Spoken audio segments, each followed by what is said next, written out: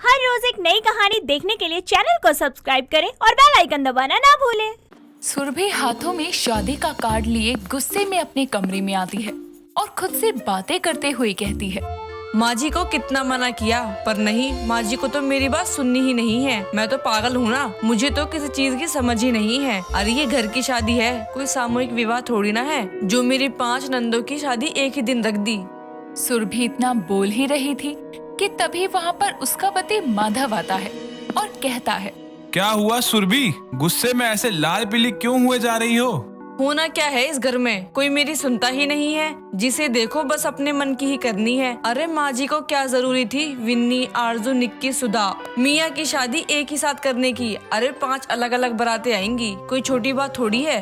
अरे सुरभि, तुम क्यों इतना सोचती हो? अब मेरी 5 बहनों की किस्मत में यही लिखा था कि उनकी शादी एक साथ होनी है, तो फिर यही सही, क्या कर सकते हैं इसमें। और तुम फिक्र मत करो, मिल बांट कर सारा काम हो जाएगा। इतना कहकर माधव कमरे से चला जाता है, पर सुरभि को अभी भी अपनी 5 नंदों की एक साथ शादी वाली बात हजम नहीं हो रही थी।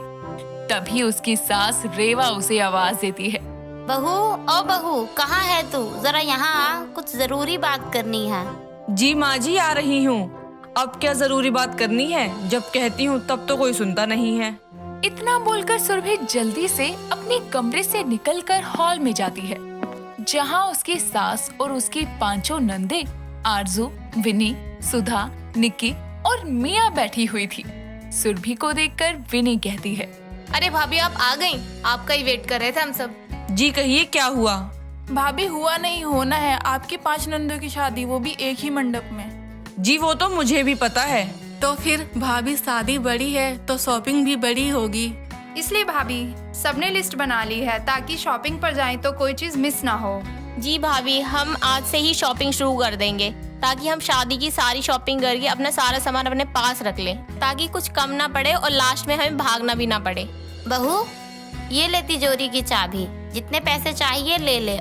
और हाँ, अपनी नंदों के साथ साथ अपने लिए भी शॉपिंग कर लेना, कहीं ऐसा ना हो उनके लिए ले ले और फिर खुद के लिए लेना ही भूल जाए। नहीं माँ, ऐसा कभी नहीं होगा। भाभी को तो हम सबसे पहले ही शॉपिंग करवा देंगे। चलो अब सब रेडी हो जाओ और मैं भी आती हूँ रेडी होकर, फिर चलते हैं बाजार। इतना कहकर सुरभि अपने रूम में जाती है और रेडी होकर अपनी 5 नंदों के साथ शॉपिंग पर निकलती है। तभी सुरभि कहती है, तो सबसे पहले तुम 5 अपनी शादी का जोड़ा ले लो, क्योंकि जब तक जोड़ा नहीं खरीदोगी तो बाकी सब समझ नहीं आएगा कि कैसे क्या लेना है। जी भाभी, ठीक है, जैसा आप कहो। जिसके बाद सभी मिलकर एक बड़ी सी लहंगों की दुकान पर जाते हैं, जहां बहुत ही सुंदर और अलग अलग तरह के डिजाइनर लहंगे थे। तभी दुकानदार उनसे कहता है, तो बताइए मैडम, किसकी शादी के लिए लहंगा दिखाना है और कैसा दिखाना है? जी भैया, मेरी 5 नंदों की शादी है तो आप इनकी पसंद के लहंगे दिखा दो। अब आप सब बता दो कैसा कैसा लहंगा चाहिए। मुझे फिश कट लहंगा चाहिए। मुझे एकदम भरा हुआ भारी सा लहंगा चाहिए। मुझे आलिया भट्ट जैसा लहंगा चाहिए। मुझे सिंपल लुक में रेड कलर का लहंगा चाहिए। मुझे तो भैया शीशों का काम किया हुआ लहंगा चाहिए। जी मैडम, मैं आपको एक एक करके दिखाता हूँ। भगवान, कैसे होगा सब? कहीं कोई कमी रह गई तो सब मुझे ही कहेंगे कि एक भाभी थी, वो भी सब अच्छे से नहीं कर पाई। अब गले पड़ी मुसीबत को निकाल भी नहीं सकती हूँ। दुकानदार एक एक करके सभी को उनकी पसंद के लहंगे दिखाने लगता है और एक एक करके 5 बहनें अपनी अपनी पसंद का शादी का लहंगा लेती है और उसी में शाम हो जाती है। शाम को जैसे ही सुरभि अपनी नंदों के साथ घर आती है तो देखती है कि घर में कुछ मेहमान आए हैं और उनको देखकर सुरभि मन ही मन सोचती है, अरे यार, पहले ही मैं इतना थक गई हूँ, अब ये सब भी आ गए। अब तो और सांस लेने का टाइम नहीं मिलेगा, इनका खाना पानी भी करना होगा। भगवान, क्या करूँ मैं? मेहमानों से मिलने के बाद जैसे ही सुरभि रसोई में जाती है तो देखती है कि सारा खाना पहले से बना हुआ है। तभी वहाँ रेवा आकर कहती है, क्या हुआ बहू? मुझे पता था बेटा कि तू थक कर आएगी और अपनी सभी पड़ोसन भी आई थी घर मदद के लिए। बस फिर क्या था, हम सब ने मिलकर सारा खाना बना लिया। अब तुझे कुछ करने की जरूरत नहीं है, तू आराम कर। रात को संगीत में नाचना भी है। रेवा का प्यार देखकर सुरभि की आंखों में आंसू आ जाते हैं और वो रेवा को गले लगा लेती है। शाम ढल जाती है, सभी लोग खाना खाकर गाना बजाने बैठ जाते हैं। पूरा घर खुशी की रौनक में झूम रहा था। ऐसे ही वक्त गुजरता है और एक शाम सुरभि हाथों में कॉपी पेन लिए अपनी सास के साथ बैठी थी और वो बोलती है, माँ जी फूल वाला, सजावट वाला, हलवाई सबको एडवांस दे दिया है। पार्लर वाली को भी बुक कर लिया है। वो अपनी पूरी टीम के साथ आएगी और टाइम से पांचों रेडी कर देंगी। बाकी मेहमानों के बिस्तर गद्दे का भी इंतजाम हो गया है। और हाँ जी माँ जी, वो जो एक्स्ट्रा राशन मंगवाया था वो विमला आंटी के घर रखवा दिया है और कुछ मेहमान वहाँ भी रुक सकते हैं। आंटी ने पूरा बंदोबस्त कर दिया है। सुरभि ये सब बोल ही रही थी कि तभी वहाँ पर उसकी पांचों नंदे आकर उससे कहती है, भाभी बस सांस ले लो। अरे कितना काम करती हो। लो भाभी जूस पी लो। भाभी आपको पता है हमने कभी आपको माँ से कम नहीं माना है। जब से हमारी शादी फिक्स हुई है आपको एक दिन भी हमने चैन से बैठे हुए नहीं देखा। हाँ जी भाभी, और आप ज्यादा चिंता मत करो। हमें भी अपने दोस्तों को आपकी मदद के लिए बुला लिया है, आपकी जिम्मेदारी को कम करने के लिए। भाभी आप सबसे अच्छी भाभी हो और हम पांचों मिलकर आपके लिए कुछ लाए हैं। इतना कहकर मियाँ सुरभि को एक बहुत ही सुंदर और प्यारा सा लहंगा देती है और पांचों एक साथ कहती हैं, भाभी ये आपके लिए हमारी तरफ से। ये बहुत सुंदर है, बहुत ही ज्यादा सुंदर। Thank you so much. सच कहूँ तो पहले मुझे गुस्सा था कि माँ जी ने अब पांचों की शादी एक साथ रख दी। ये गलत है, पर मुझे नहीं पता था कि तुम सब मुझसे इतना प्यार करती हो। अब समझ नहीं आता कि तुम सबके जाने के बाद मैं कैसे रहूंगी। अरे इन दिल भरी बातों में मैं भूल ही गई। चलो आज आपकी मेहंदी है, मेहंदी वाली आती ही होगी। जिसके बाद सुरभि अपने पांचों नंदों को उनके मेहंदी के फंक्शन के लिए रेडी करती है और कुछ ही देर में मेहंदी वाली अपनी साथियों के साथ घर आती है और पांचों होने वाली दुल्हनों के हाथों पर मेहंदी लगाती है। और अगले दिन पांचों अपना अपना शादी का जोड़ा पहनकर तैयार होती है। तभी सुरभि अपनी पांचों नंदों को देखकर कहती है, नजर न लगे किसी की आप पांचों को। ऐसा लग रहा है एक साथ 5 चांद देख रही हूँ। जल्दी से तैयार हो जाओ, आप सबकी बारात आने वाली है। मेरी पांचों नंदियाँ शादी करके विदा होने वाली हैं। बहुत याद आएगी आप सबकी। इतना कहकर सुरभि एक एक करके अपनी पांचों नंदों को गले लगाती है और फिर वहाँ से चली जाती है। जिसके बाद माधव और सुरभि मिलकर एक एक करके विनी, सुधा, आरजू, निकी और मिया की बारात का स्वागत करते हैं। और कुछ रस्मों को पूरा करने के बाद सुरभि की पांचों नंदों की शादी हो जाती है और पांचों ही विदा होकर अपने अपने ससुराल जाकर अपनी अपनी नई जिंदगी की शुरुआत करती हैं। सुन मेरे प्यार की धुन, मेरे ढोलना सुन। आधी रात को फिर से पायल की आवाज सुनकर देव की आंखें खुल जाती हैं और वो पसीने से भीगा हुआ अचानक से उठकर बैठ जाता है और खुद से बोलता है, आखिर ये क्या है? कौन है जो इसे आधी रात को घुंघरू बांधकर नाचता गाता है? आज मैं इसका पता लगाकर ही रहूंगा। इतना बोलकर वो देखता है कि राधा उसके साथ नहीं है और अलमारी खुली हुई है। आखिर क्या था ये सब? देव और राधा ने लव मैरिज कर अपनी शादीशुदा जिंदगी की शुरुआत की थी। दोनों कुछ महीने पहले ही बड़ोदरा के नए घर में शिफ्ट हुए थे जो उनको देव की कंपनी की तरफ से मिला था। ऐसे ही एक दिन दोनों पति पत्नी बैठकर खाना खा रहे होते हैं। तभी राधा बोलती है, घर तो बहुत अच्छा है देव, और बहुत पुराना भी है। ऐसा लगता है जैसे किसी राजा महाराजा का हो। हो भी सकता है। यहाँ ऐसे कई घर हैं जो सालों पुराने हैं, और वैसे भी तुम्हें तो एंटीक चीजें पसंद है ना, तो ये घर तुम्हारे टेस्ट के अकॉर्डिंग परफेक्ट है। सही कह रहे हो तुम। ऐसे तुम्हें पता है ऊपर वाले फ्लोर पर एक बड़ा सा कमरा है जिसके दरवाजे पर एक अजीब सा ताला लगा है। मन कर रहा है उसे खोल कर देख लो। अरे मेरी जान, देख तो लो ना, हमारा घर है। डर मत जाना, कहीं कोई भूत ना हो उसमें। जी मैं नहीं डरती, आप ही डरते हो। ऐसे ही कुछ देर बाद देव खाना खाकर ऑफिस के लिए निकल जाता है और राधा भी अपने कामों में लग जाती है। और सारा काम खत्म करने के बाद वो ऊपर वाले फ्लोर पर जाती है जहाँ वो बड़ा सा कमरा था। उसके बाहर लगे बड़े से ताले पर बहुत सारा मोली का धागा बंधा हुआ था, जिसे देखकर राधा खुद से बोलती है, ये सब क्या है? ऐसा लग रहा है जैसे किसी ने अभिमंत्रित करके इस कमरे को बंद किया हो। पर अब के टाइम में ऐसा कौन करता है। आज तो मैं इस कमरे को खोलकर देख ही लूंगी कि आखिर इसमें क्या रखा है। इतना बोलकर राधा दरवाजा खोलने के लिए पास में रखी हुई हथौड़ी से उस ताले पर वार करती है और काफी मेहनत करने के बाद आखिरकार वो ताला टूट जाता है। जिसके बाद राधा उसके अंदर जाती है और देखती है कि वहाँ पर बहुत सारी पुरानी चीजें रखी हुई हैं। तभी उसकी नजर एक तस्वीर पर जाती है। वो अपनी साड़ी के पल्ले से उस तस्वीर को साफ करती है। वो तस्वीर एक बहुत ही सुंदर मेनका नाम की लड़की की थी, जिसके पैरों में बेहद सुंदर पायल थी। तभी राधा की नजर पास में रखी हुई एक पोटली पर जाती है। वो उसे उठाती है और खोल के देखती है।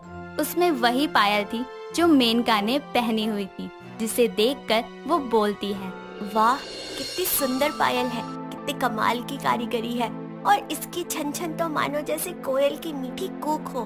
पर ये पायल यहाँ रखे रखे खराब हो रही है। इसकी जगह यहाँ नहीं बल्कि मेरे सुंदर पैरों में है। अब तो इन्हें मैं ही पहनूंगी। ओफो, पर इनको तो ये छन छन की आवाज पसंद ही नहीं है। चलो कोई बात नहीं, जब ये घर पर नहीं होंगे ना तब पहन लिया करूंगी। इतना बोलकर वो पायल को अपने पैरों में पहन लेती है और मेनका की तस्वीर को देखने लगती है।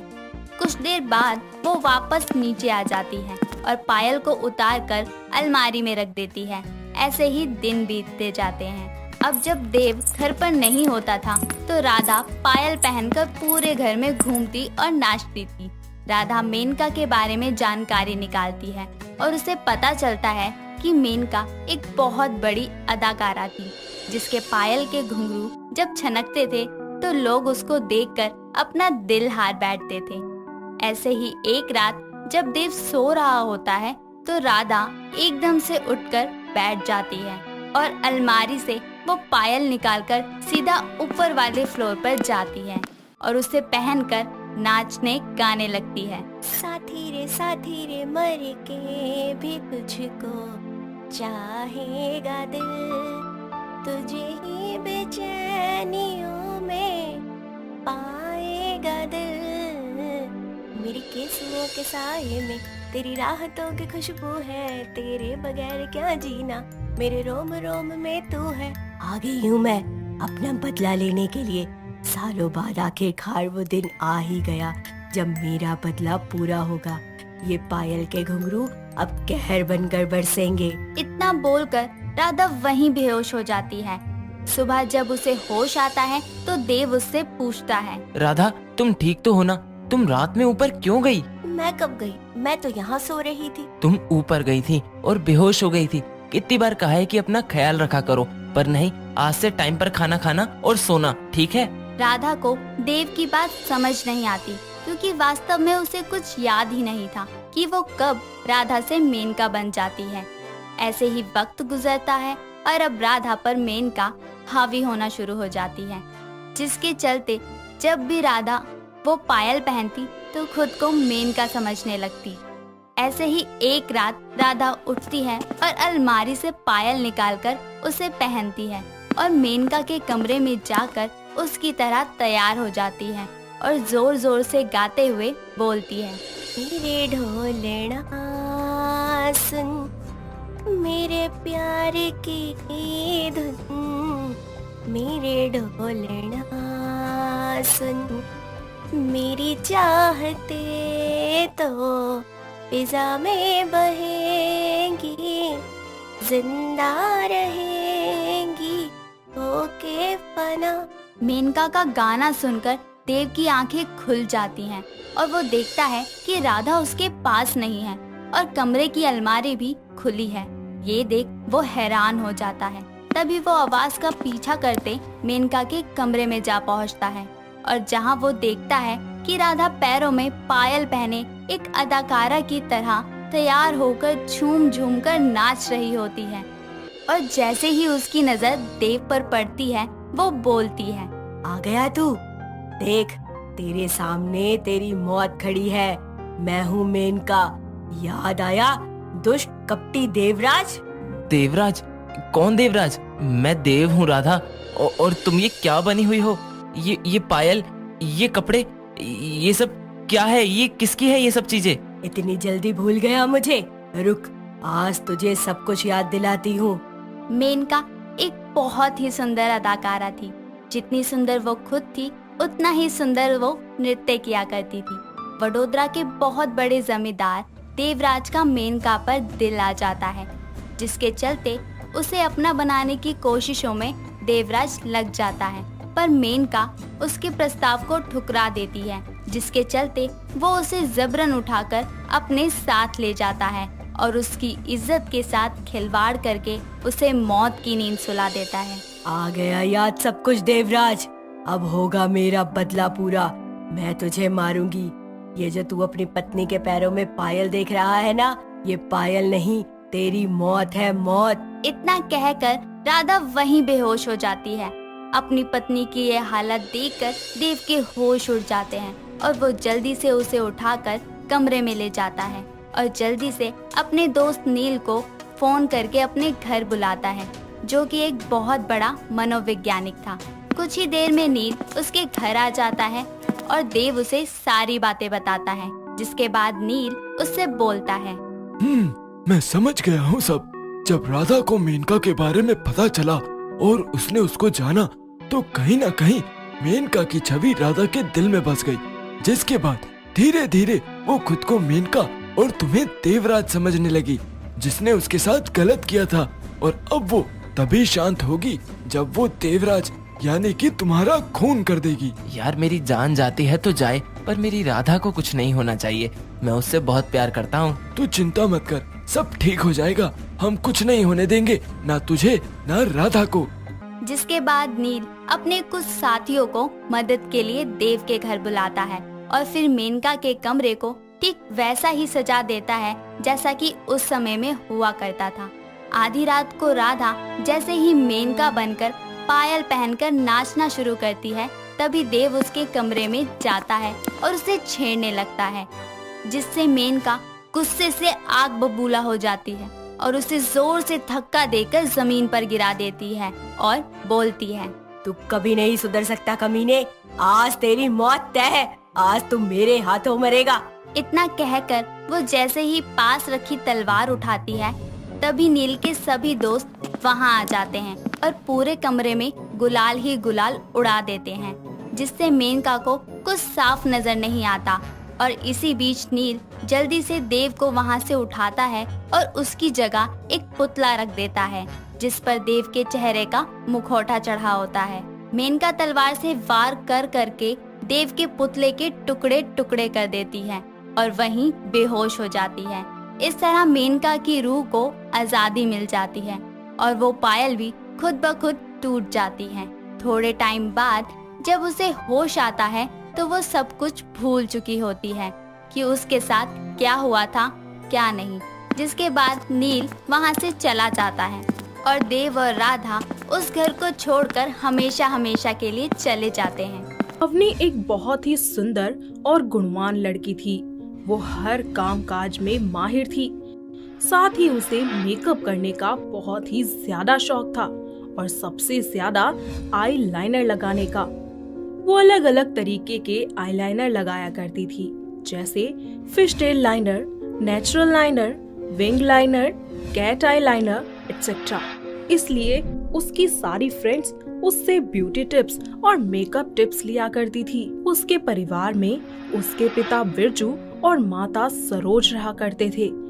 ऐसे ही वक्त बीतता रहता है और एक दिन अवनी अच्छे से तैयार होकर लाइनर लगाकर घर से बाहर जाती है, जहां रास्ते में एक कार्तिक नाम का लड़का जो कि वहीं से जा रहा होता है, उस पर अवनी का दुपट्टा उड़कर आ जाता है। अवनी उसके पास अपना दुपट्टा लेने जाती है और कहती है, ओह माफ करना, पता नहीं कैसे मेरा दुपट्टा उड़कर अचानक आपके पास चला गया। जी कोई बात नहीं, आप माफी मत मांगिए ना। शायद मैं ही इतना खुश नसीब हूँ कि जो इतनी सुंदर लड़की का दुपट्टा मेरे ऊपर आकर गिरा। कुछ भी बोलते हैं आप। वाह क्या कमाल की हंसी है आपकी, किसी का भी दिल फिसल जाए इस अदा पे तो। अच्छा जी, ध्यान रखना कहीं आपका ही ना फिसल जाए। मुझे तो लग रहा है कि फिसल ही गया है। अच्छा अब मेरा दुपट्टा तो दीजिए, मुझे घर भी जाना है। अवनी अपना दुपट्टा लेकर वहाँ से चली जाती है और घर आकर सारा टाइम बस कार्तिक के ही बारे में सोचने लगती है। और ऐसे ही एक बार फिर से अवनी और कार्तिक की मुलाकात एक शॉपिंग मॉल में हो जाती है। अवनी कार्तिक से कहती है, अरे तुम यहाँ? हाँ हाँ, तुम्हारा पीछा करते हुए यहाँ तक आ गया। अच्छा जी। अगर बुरा ना मानो तो 2 चीज पूछ सकता हूँ तुमसे? हाँ हाँ बोलो। पहला तो आपका नाम। जी मैं अवनी। दूसरा, क्या लाइनर लगाती हो यार आप, कसम से गजब ढाती हो। पागल हो तुम भी, जब भी मिलते हो ना बस मक्खन ही लगाते रहते हो। वैसे तुम्हारा नाम क्या है? मेरा नाम कार्तिक। दोनों आपस में नंबर एक्सचेंज कर लेते हैं और रात दिन कभी कॉल पर तो कभी व्हाट्सएप पर बात किया करते। धीरे धीरे उन दोनों को एक दूसरे से प्यार हो जाता है और एक दिन कार्तिक और अवनी दोनों ही अपने प्यार का इजहार कर देते हैं। साथ ही शादी करने का फैसला लेते हैं और अपने परिवार वालों को इसके बारे में बताते हैं। दोनों के परिवार वाले आपस में बात करके कुछ ही समय बाद उन दोनों की शादी करवा देते हैं। शादी के कुछ दिन तक सब कुछ बहुत ही ठीक चलता है, लेकिन एक दिन अवनी की सास शांति देवी के कुछ दोस्त उनके घर पर अवनी को देखने और उसके हाथों का बना खाना खाने के लिए आते हैं। तभी अवनी अपनी सास को अच्छे से तैयार करती है और अपनी ही तरह उसकी आंखों पर भी बहुत ही अच्छा सा विंग लाइनर लगा देती है और सब टेबल पर बैठकर खाना खा रहे होते हैं कि तभी अरे तो फिर कैसा बना है खाना मेरी बहू के हाथ का? खाना तो मस्त बना है, लेकिन ये बता तूने ये लाइनर किससे लगवाया? इस उम्र में भी एकदम हीरोइन लग रही है। अब मैं इतनी सुंदर हूँ तो क्या करूँ? वैसे ये लाइनर मेरी बहू ने लगा दिया। अवनी अपनी सास की सभी सहेलियों को भी उनकी आंखों पर लाइनर लगा देती है। ऐसे ही समय बीतता जाता है और आए दिन कोई ना कोई अवनी से लाइनर लगवाने उसके घर आता ही रहता था। ऐसे में अवनी अपने घर का काम नहीं कर पाती थी और ये सब होता देख उसकी सास को अपनी बहू से जलन होने लगी थी। और एक दिन, अरे बहू, ये सब तू क्या करती रहती है? घर का कोई काम तो तुझसे होता नहीं, बस सबकी आंखें ही सजाती रहती है। माँ जी आप ही बताइए ना क्या करूँ, रोज रोज कोई ना कोई आ ही जाता है लाइनर लगवाने के लिए। अरे कान खोल के सुन ले, अब तो बस घर का ही काम करेगी, समझी? माँ जी आप गुस्सा मत कीजिए। ऐसे ही वक्त बीतता जाता है। शांति देवी खुद को अपनी बहू जैसा दिखने के लिए लाइनर लगाने की प्रैक्टिस करने के बारे में सोचती है और बाजार से सस्ता सा खराब लाइनर खरीद कर ले आती है और घर पर आकर शीशे के सामने लाइनर लगाना शुरू कर देती है। वो बार बार खुद की आंखों पर लाइनर लगाती, मगर अपनी बहू जैसा लाइनर बिल्कुल भी नहीं लगा पाती थी और इसी तरह वो लाइनर की पूरी शीशी खत्म कर देती है। शांति देवी जैसे ही लाइनर की शीशी को अपने हाथ में ऊपर उठाकर देखती है कि बचा हुआ लाइनर उसकी आंखों में गिर जाता है, जिससे वो जोर जोर से चिल्लाने लगती है। हाय हाय, अवनी जल्दी आ! माँ जी क्या हुआ आपको? सब ठीक तो है ना? हे भगवान, ये सब कैसे हो गया? रुकिए रुकिए, मैं कुछ करती हूँ माँ जी। अवनी जल्दी से अपनी सास की आंखों को ठंडे पानी से धोती है, पर शांति देवी की आंखों की जलन कम होने का नाम ही नहीं लेती। अवनी जल्दी से उनको हॉस्पिटल ले जाती है, जहां डॉक्टर उनका इलाज करके बताते हैं, जी देखिए, लो क्वालिटी का केमिकल वाला लाइनर लगाने से इनकी आंखों को बहुत ही नुकसान पहुंचा है। अब हमें कुछ टेस्ट करने होंगे इनके, तभी हम आगे कुछ कह सकते हैं। अवनी कार्तिक को भी कॉल करके हॉस्पिटल बुला लेती है और उसे सारी बात बताती है, जिसे सुनकर कार्तिक गुस्से से तिलमिला जाता है और बोलता है, सब तुम्हारी वजह से हुआ है अवनी। तू जो ये लाइनर क्लास देती फिर रही है ना, देखो क्या नतीजा मिला है मेरी माँ को? ये कैसी बातें कर रहे हैं आप कार्तिक जी? उस वक्त मैं खाना बना रही थी, मुझे नहीं पता कब कैसे क्या हुआ। तो और किसको कहूँ? मेरी ही गलती थी जो तुम जैसी लाइनर की दुकान को अपने घर ले आया। कार्तिक जी, माँ जी के साथ जो भी हुआ उसका दुख मुझे भी है, लेकिन इसका मतलब ये नहीं कि आपके मुंह में जो भी आएगा आप बोलते जाएंगे। तभी डॉक्टर वहाँ आते हैं और उनसे कहते हैं, जी देखिए, हमने शांति जी का ट्रीटमेंट तो कर दिया है, बट वो कितना सफल रहा यह जानने के लिए हमें 24 घंटे का वेट करना होगा। अगर तब भी उनको दिखाई नहीं देता तो बहुत मुश्किल हो जाएगी। 24 घंटे बाद डॉक्टर शांति देवी का फिर से आई चेकअप करते हैं और तब पता चलता है कि उनकी आंखें केमिकल की वजह से खराब हो चुकी है, जिसके कारण उनका ऑपरेशन करना होगा। जिसके बाद शांति देवी को हमेशा के लिए उनकी आंखों पर चश्मा लग जाता है। कुछ ही समय बाद डॉक्टर शांति को घर ले जाने के लिए कह देते हैं और यहाँ कार्तिक बोलता है, अवनी, जो हुआ सो हुआ, अब कुछ नहीं होना चाहिए मेरी माँ को। उनका पूरा ख्याल रखना होगा अब तुम्हें, ताकि उन्हें कोई तकलीफ ना हो। जी ठीक है, मैं ख्याल रखूंगी। हाँ, मुझे बस और कुछ नहीं चाहिए। अरे नहीं बेटा, ऐसा कुछ नहीं है। मेरे साथ जो कुछ भी हुआ उसमें बहू की कोई गलती नहीं थी, बल्कि मेरी ही गलती थी। अरे मैं ही अवनी को नीचा दिखाना चाहती थी, इसीलिए तो मैंने अपना ये हाल बना लिया। कार्तिक के इतना कहने के बाद शांति देवी उसे पूरे हादसे के बारे में बताती है कि जो कुछ भी उसके साथ हुआ था उसमें सिर्फ और सिर्फ उसी की गलती है, ना कि अवनी की। मुझे माफ कर दो अवनी, मैंने गुस्से में पता नहीं तुम्हें क्या क्या बोल दिया। अरे नहीं नहीं कार्तिक जी, आप माफी मत मांगिए। मैं जानती हूँ कि आपको कैसा लगा होगा माँ जी को इस हाल में देखकर। कार्तिक बड़े ही प्यार से अवनी को गले लगा लेता है। साथ ही शांति देवी को भी सबक मिलता है कि जरूरत से ज्यादा चालाकी दिखाना हमारे लिए कितना गलत है। इस तरह सभी लोग एक साथ मिलकर खुशी खुशी रहने लगते हैं। दोस्तों, अगर आपको ये कहानी पसंद आई तो इसे लाइक करें, शेयर करें और कमेंट करके बताएं कि कहानी में आपको सबसे अच्छा क्या लगा।